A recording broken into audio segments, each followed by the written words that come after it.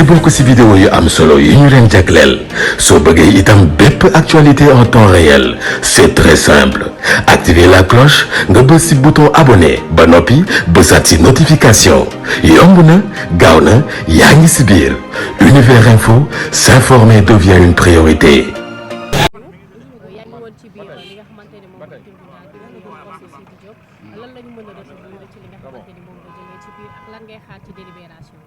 waaw maa leen di fay ñëpp di char ñëpp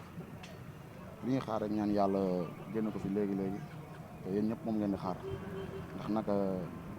li du lu yomb lu metti la te ñu waru ko yéene kenn ci àddina dañuy ñaan yàlla jëlee ko fi léegi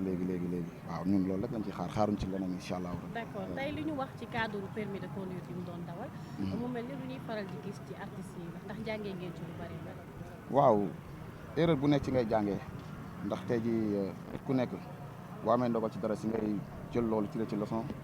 te nit ku dul jum amul ndax ñun ñuy taxaw fii ñëpp mënoon na nekk tey ji kenn si ñun te xam nga dañuy ñaan yàlla waaw ñu jégal ko rek xam ni ndaw la aussi ñi ko yaakaar bëri nañ ñu ñëpp nag ay nit lañ te nag dëgg la loi daa am mais ku dul jum aussi amul te tamit nit ku boo jumee ñaan rek nga mën a def waaw ñun ñëpp tey ji ci turu artiste yëpp ñu ngi ñaan xam nga yàlla jëlee ko fi léegi ñu jégal ko loolu la ñuy ñaan di ñaan tamit ñi fi nekk ñëpp yàlla jégal leen yàlla jëlee leen fa tamit ñëpp ñu fa ne aussi. alors Bass nouvelle bi naka nga ko yëgee ak ci yan circonstances la fekk ndax aussi bi nga ko yëgee gëm nga ni bases yooyu noonu lañ mën a jàppee Sidy Diop. waaw nu ma ko yëgee comme ni ngeen ko yëgee rek tourné gis ko ci internet bi xam nga mun naa ne Sidy man ak moom ñoo gën a dend parce que mun naa ne suñu këree dend kon Sidy man mbiram kenn waruma ci jiitu lu ma yëg si Sidy maa war a jiitu lu mu yëg ci man moo war a jiitu waaw ni ma ko yëgee tamit mooy ni ngeen ko yëgee te tamit ñu ñëpp yëg ko mu metti ñu du nouvelle bu neex kenn ku mu neex rek doo nit loolu kese la yaa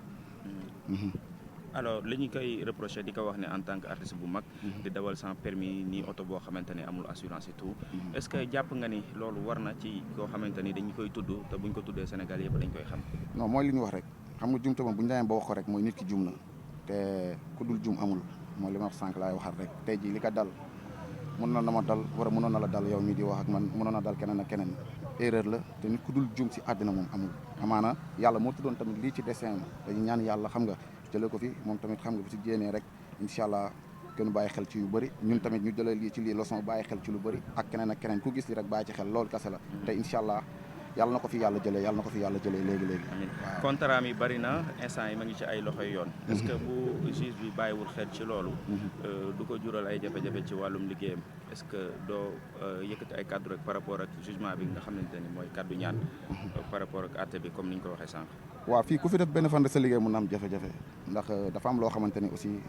am na ñu fa nekk te xamuñu am na ñu fa ne tey jii te bonuñu am na ñu fa ñëw te mosuñu def lu ñaaw kon tey jii ku fa nekk sa liggéey aussi dina xaw a yëngu waaw dañuy ñaan yàlla daal galoo xam nga man wax bi sax mënu ma ko mais tamit ñun ak yéen ñoo bokk mbir mi ñun tey jii loolu ñu soxla ñu war a taxaw wax ñu ne nit dellu ginnaaw di wane ginnaaw déedéet man moom heure boole ma soxlaa dama war a taxaw wax damay wax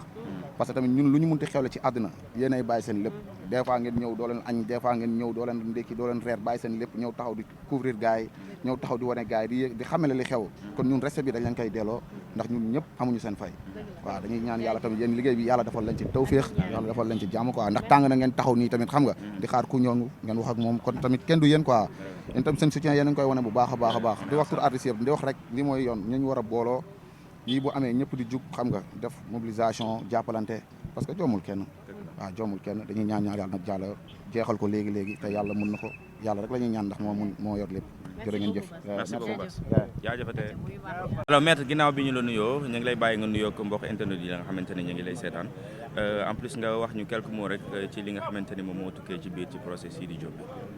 waaw maa ngi leen di nuyu di leen fay yéen ñëpp waaw di sant yàlla rek gannaaw ba ñu taxawoo Sidy Diop ñëpp xam nañ ni artiste de renommée internationale la comme ni ko procureur bi fàttalee ci ñetti mbir yi ñu ko doon topp benn bi mooy da doon dawal oto te yorul permis de conduire ñaareel bi également dañ ni da doon dawal te yorul assurance souscrire police d'assurance ñetteel bi ñu ni benn ci këyit bu mu indi woon dañoo gis ni faux la ñu toppee que defar faux gi ak utiliser faux gi waaye bañ ko dégloo andi na tontu ci laaj yëpp ki ka toppoon muy le procureur de la république wax nañu bàyyi ko si li nga xam ne mooy faux bi maanaam dañoo gis ne ni mu indi ci information doy na sëkk pour ñu wax ni kayit gi defar ko alors bi nga xamante ni toppee nañ ko muy défaut de permis de conduire nangu na ko en toute humilité et en toute responsabilité fàttali sénégalais yi yëpp ñi fa teewoon seede nañ ci ñu wax ni njumte la alors ñun sunu taxawaay moo nekkoon ñu xamle tribunal bi kan mooy Sidy Diop naam ñëppay juum comme ni ma ko waxee tout le monde a des hauts et des bas des forces et des faiblesses te si sa dundal si la sa nattu di arrivé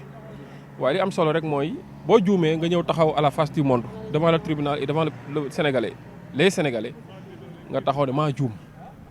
te gis naa ni nit ku oyof la ku nangu ndogal la waaye ku wane yar liñ ko laaj lépp wane na ci yar teggin wane na ci woyof wane na wut am naa tur bi wala mel naan nii ñu gis ni kon jàng na ci lu bari te gis nañ ni la mu jàng fii dina bëri lu nga xam ni dina ko jariñ ëllëg beneen bi mooy ñun dañoo sàkk woon bu ñu demee ba ñàkk du mën a ñàkk ñu ni que lañ ko toppee moo ko def sàkkoon nañ tribunal bi tamit mu defal ko liñ tuddee dispense de peine maanaam ñu ni yaa ko def waaye dañ lay may chance kenn du prononcer peine à votre endroit à votre encontre loolu bari na ñu ko fiy defal ñoo xam ne ni guléet ñu ngi doog a ñëw tribunal mooy ñu tuddee les délinquants primaires ceux qui ont eu à partir avec la justice pour la première fois ñoo xamante ni nii si seen jaar-jaar mosu ñoo am problème yu mel noonu te ko xam Sidy Diop te xam ni tamit malgré turam fi mu yegg malgré jeune âge am kenn mosu kaa déggee ci li nga xamante ni dañ ko ciy xeebe kon ñoo gis ni lii dafa jaaroon ci dundam rek te incha allah jàng na ci lu bari ña fa toogoon jàng nañ ci lu bari ay am di jàmmam ay jege ñaaleem ay xaritam ñi nga xam ne ñëpp dañoo mobiliser wu jàng nañ ci lu bari ñun ñii sax jàng nañ fa lu bari parce que àdduna nekkul lu oyof ànd ak dal xam ni boo defee erreur nga ñëw jéggalu ka nga war a jéggalu mooy ki nga xam ne moo fi représenté justice toogal ko foofu ci bis boobu mu jéggalu te yaakaar naa procureur de la république bi nga xamante ni sax moo ko toppoon demandé na sagesse su tribunal bi maanaam moom procureur mi ko topp dani il s'en remet à la sagesse du tribunal mooy maanaam mu ngi koy ñaanal njëkk kon kooku mérito na njëkk alors te gëm nañ ni incha allah bu tribunal bi bu naree addu ci li nga xam ne mooy sooram ak li ñu ko toppee dinañ def njëkk te loolu rek la ñuy xaar maanaam am nañ yaakaar ne tribunal bu rendre décision am Sidy Diop dina ñibbi këram. incha allah voilà ñu ngi koy xaar nag. maître bi su benn question si mbirum permis yi parce que dégg nañ ñaari version que ni musul am permis beneen bi amoon na benn permis international mais dañ ko sàcc qu'en est-il de toutes ces choses là. waaw xam nga yooyu yëpp du ma si sori li am solo mooy kañ nañuy rendre décision bi benn mooy décision bi dinañ ko rendre en cours d'audience maanaam bu tribunal bi jëlee pause ba dem saytu dossier bi dinañu wax lu si fa tukkee. mais quant à li nga xam ne moom lañ doon débattre foofu wàllu permis yi moom ci nday mbili gi nee na am na permis boo xam ne valable Sénégal te loolu nangul nañ ko maanaam réew mooy joxe permis mooy xool ku mu neex ci biir réew ma comme ci bitim réew mu may la permis comme ni ñuy mayee passeport. alors te kenn andiwul lu toll ni tarfatal ay ni weddi ci ni moom permis gambien bi mu yoroon valable par contre présenté wu ko jour bi nga xamante ni. moom lañ ko interpellé présenté wul ci mais moom wax na ni am na permis mais daf ko réer permis sénégalais yaakaar naa sénégalais fekk nañ mu ni amul permis sénégalais ñëpp xam nañ ni Sénégal effectivement pour nga dawal fii il faut nga am permis sénégalais wala nga am un permis international. alors foofu lañ yemagum ci mbir mi di xaar tribunal bi rek wax ñu moom Sidy Diop gannaaw liñ ko toppee yëpp ak li nga xam ni teggi na ko ci tuuma ak li nga xam ni nangu na ko fan lan lay dogal ci kaw Sidy Diop te liñ ci yaakaar rek mooy incha allahu rabbi dina bàyyi Sidy Diop mu dellu si ay ñoñam comme ni ma ko tàmmee di wax réintégrer la société en toute dignité et en toute honorabilité parce que ñu téye ko fii li muy yàq moo ëpp li muy defar li si amoon solo rek mooy ñu xamal ne que da ngaa juum te nangu na ko mais bu ñu ko fi téye la may yàq moo ëpp parce que mu ngi ay nit a ngi aju si moom pour liggéey ay contrat bari na yu mu signé tant au niveau national comme international gis ngeen ni li gën a rëy te dugg suñu pas-pas muy màggal gi jotukaa defee fële ca Touba te ñëpp xamoon nañ ni kilifa la ci réew mi alors yaakaar nañ ni yooyu yëpp bañ ko xañee mu obligé delloo yenn contrat yi incha allahu peine bi déjà subir na ko li si des rek mooy mu yem fa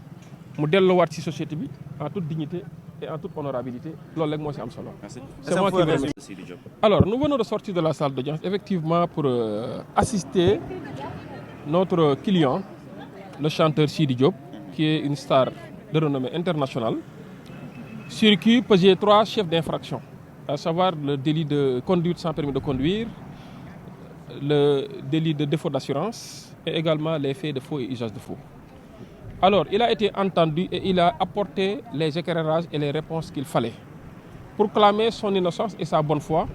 et également faire preuve d'humilité en reconnaissant certains chefs d'infraction, notamment le défaut de permis de conduire ainsi que le défaut d'assurance. Alors, le procureur de la République qui avait mis en branle l'action publique a eu à abandonner l'infraction de faux pour ne retenir que le défaut de permis de conduire, le défaut de police d'assurance ainsi que l'usage de faux. Et ce même procureur, dans son réquisitoire, a demandé une application sage de la loi. C'est-à-dire, même le procureur a demandé la sagesse du tribunal pour permettre à Sidi Diop de rentrer auprès des siens et reprendre la vie et réintégrer la société en toute dignité et en toute honorabilité. Nous aussi, du côté de la défense, nous sommes revenus sur effectivement la personnalité de Sidi Diop, ce qu'il représente dans la société et l'humilité dont il a fait montre devant le tribunal et devant le monde entier pour demander pardon, faisant savoir qu'effectivement, il a fauté et il reconnaît sa faute. Et il l'a fait en toute humilité, en toute responsabilité. De notre côté, assurant sa défense, nous avons demandé à ce que le tribunal lui accorde une dispense de peine. C'est-à-dire, même si le tribunal déclare la culpabilité de Sidi Diop, peut bel et bien, parce que la loi le lui permet, de lui dispenser de peine, parce que c'est la première fois qu'il comparaît devant une juridiction. Il a eu tort, il a demandé pardon, et une faute avouée est à moitié pardonnée. C'est pour cette raison que nous avons sollicité la clémence du tribunal dans ce sens. Et nous espérons que le tribunal qui vient de mettre cette affaire en délibéré, pour vider la décision en cours d'audience, c'est-à-dire après la pause, nous espérons que ce tribunal, après le prononcé du délibéré, permettra à Sidi Diop de regagner sa famille, la société, en toute dignité et en toute honorabilité. C'est moi qui vous... ngir bokk ci vidéo yu am solo yu ñu leen jagleel soo bëggee itam bépp actualité en temps réel c'est très simple activer la cloche nga bës ci bouton abonné ba noppi bësaat ci notification yomb na gaaw na yaa ngi ci biir Univers Info, s'informer devient une priorité.